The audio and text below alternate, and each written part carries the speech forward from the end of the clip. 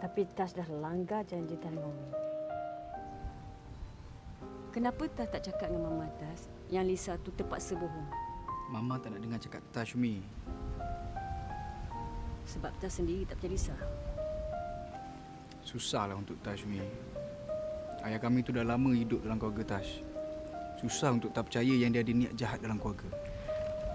Sekarang baru Umi tahu kenapa Sophie nak sangat Lisa balik rumah Tash. Sedari kecil lagi, dia dapat rasa yang kami tu memang ada niat jahat kan? Lisa pernah cakap, kami kata dia memang sengaja kan nak Sophie tu lemas. Sebab dia tahu Tash ada kepentingan dalam keluarga. Umi, Tash janji Tash akan betulkan keadaan. Tash suka Lisa? Tash anggap Lisa macam adik, Umi. Ya ke? Tak nak mengaku tak apalah. Kenapa Umi tengok Arif tu kejar Lisa? Dia nak duduk semula dengan Lisa. Tapi Arif dah sakitkan hati Lisa, Umi. Sama juga dengan Tash, sakitkan hati dia. Tak apalah kalau Tash tak percaya. Pergi tanya Lisa, tengok dia nak lain ke tak? Tapi Tash ada duit. Tash boleh tolong Umi nak besarkan bisnes kat kampung ni. Tash ingat Umi dengan Lisa mati duitan, macam Kamil tu. Tak, Tash tak cakap macam tu pun. Tapi Umi tolonglah Tash.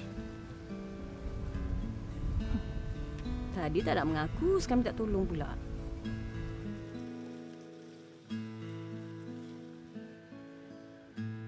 Lisa, saya nak jumpa awak. Tak boleh.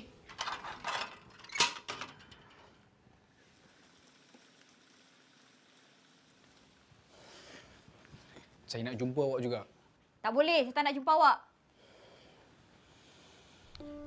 Lisa, saya dah tahu pasal ayah Kamil. Saya minta maaf kat awak sebab saya tak dengar cakap awak. Lepas tu, buat apa awak datang sini? Kalau awak datang sini nak minta maaf, sorry, saya takkan maafkan awak. Saya malas nak layan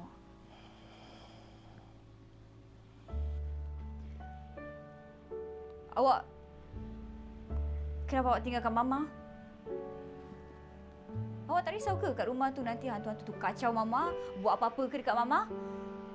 Pergilah balik. Pergi jaga Mama tu. Awak dengar tak saya cakap ni? Pergi balik tengok Mama tu. Okey ke tak?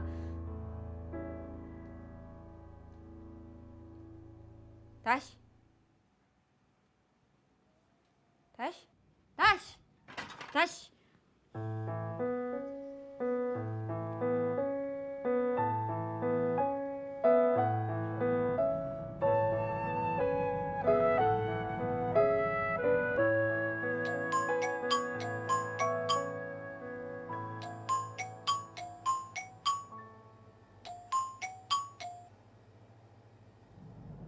Hello.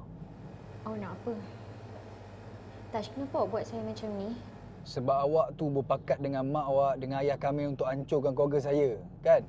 Apa awak cakap ni? Saya dah tahulah, Riana. Lepas ni awak boleh hidup senang dalam lokap. Tash, awak jangan main tuduh-tuduh boleh tak?